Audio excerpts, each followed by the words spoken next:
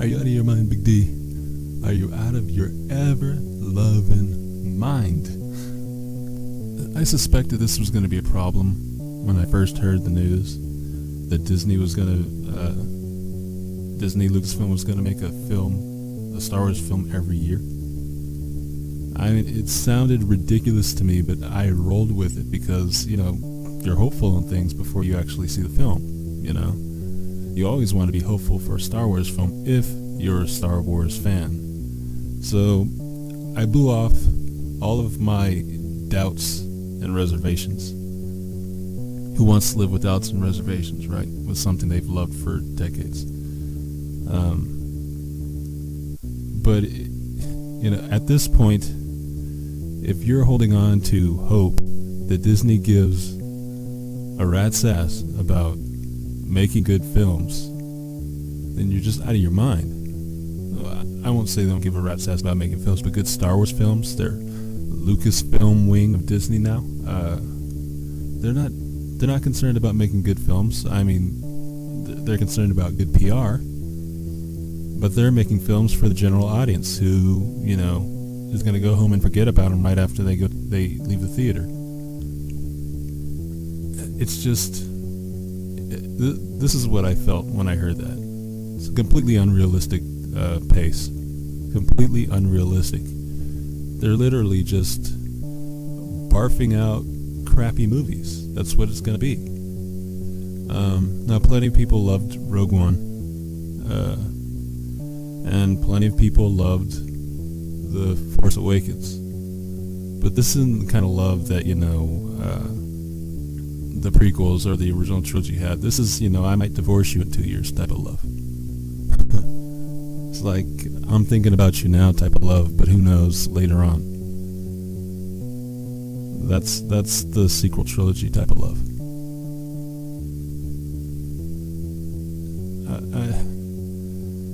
Here's the thing with how I felt about this sort of thing in the past. Back in the 90s, when they were doing novels for Star Wars, like once a year, maybe more than that sometimes. But when I really got into the novels, might have been a little bit less than halfway through the 90s. I found out about them and I started, buying them up like crazy and reading them in 3 days and stuff like that. And eventually, once I got through all the ones that there were, then they were releasing basically one main novel a year. They would have some young adult books that were okay. But the annual one is the one you look forward to. It was the one that was going to have some meat on its bones and everything. And characters that you were really more acquainted with. And I thought those were great. I mean, I was not a reader before I discovered Star Wars novels, Phantom Spectra, Star Wars novels. I did not read, I would see my mother reading all the time. I'm like, what are you doing that for? I didn't understand.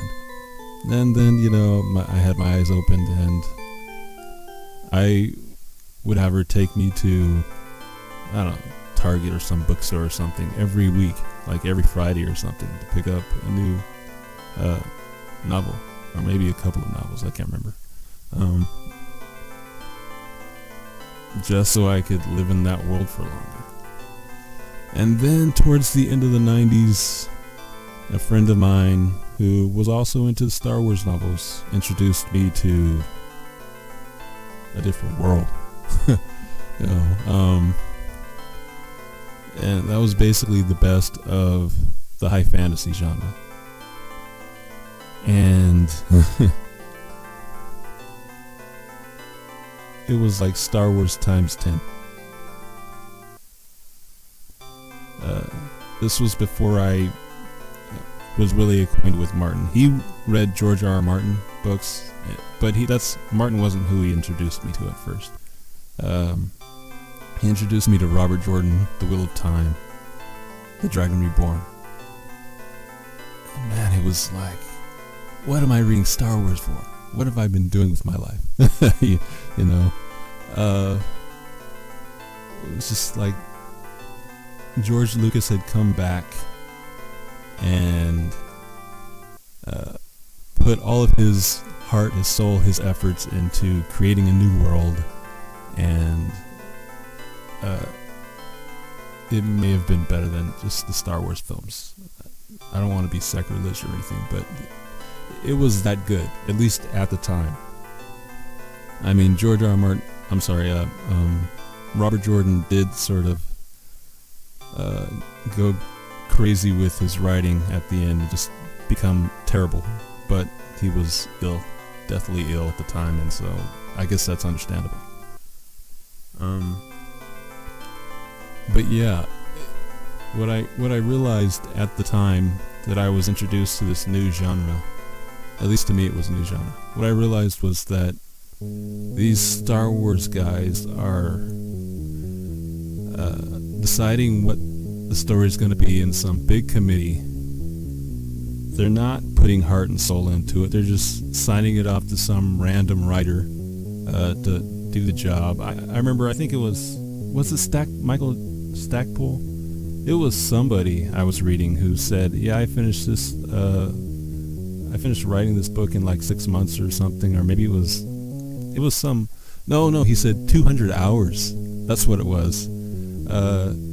He put, I think he wrote a little monologue at the end of the book detailing his experience writing it and how long it took him. 200 freaking hours to write. It was anywhere from 250 to 500 page book. I can't remember what book it was or who said this. But yeah, he acknowledged how ridiculously little amount of time that was to write a book.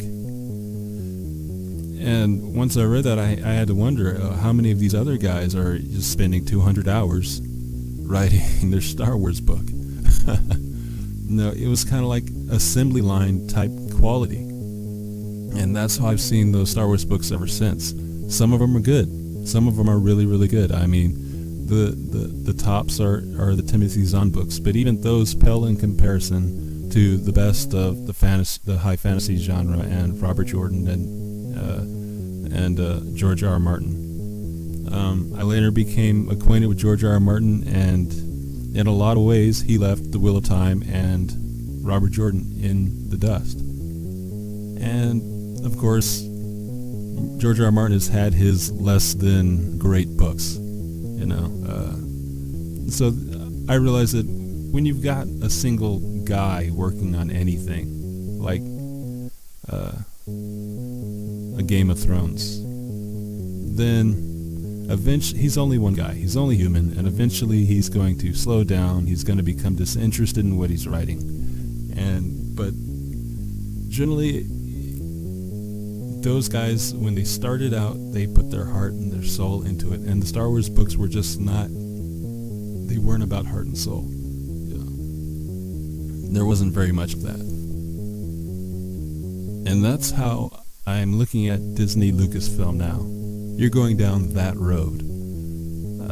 A movie a year, a Star Wars movie a year. You must be out of your mind. I mean, it's going to get them a lot of money because you could release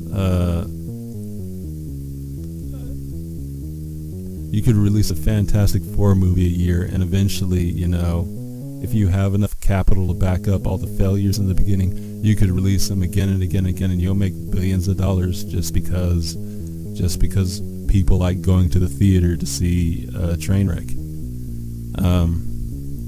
But yeah, it's a ridiculous pace. It's a pace that if you don't care about making good films, then you'll release a Star Wars movie every year. And there's really no room to say that anything other than that is a reality. A Star Wars movie every 2 years, pushing it.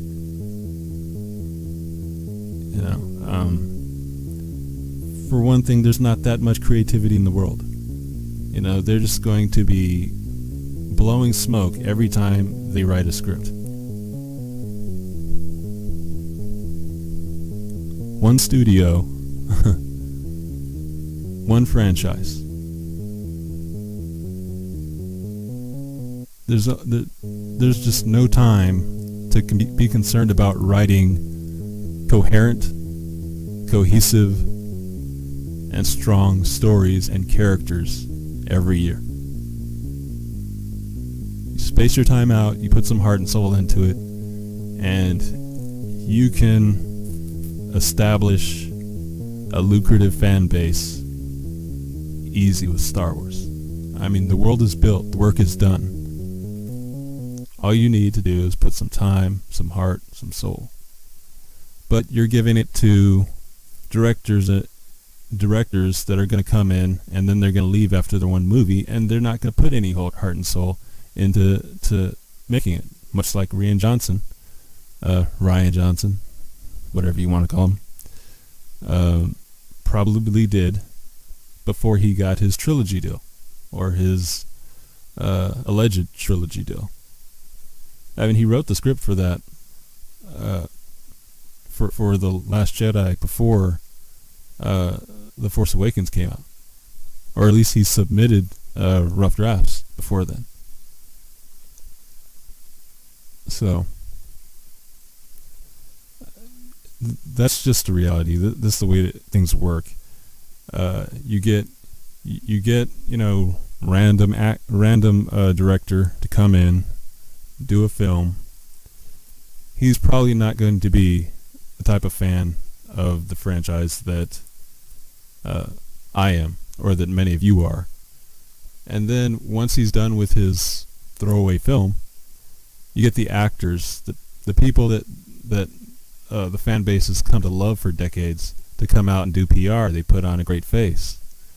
Who doesn't love Mark Hamill, you know? Who doesn't want to believe everything Mark Hamill says? I want to believe everything Mark Hamill says, because he's Mark Hamill, man, and I've appreciated his work for damn near 4 decades. But in the end, there's hundreds of millions of dollars put into this movie, and there's billions of dollars on the line. Potential billions of dollars on the line, I should say. So there's no way Mark Hamill's going to keep saying he hates this movie, or that he hates this part, or going to keep saying that, yeah, I didn't agree with this. That stuff did come out, but then he walked it back.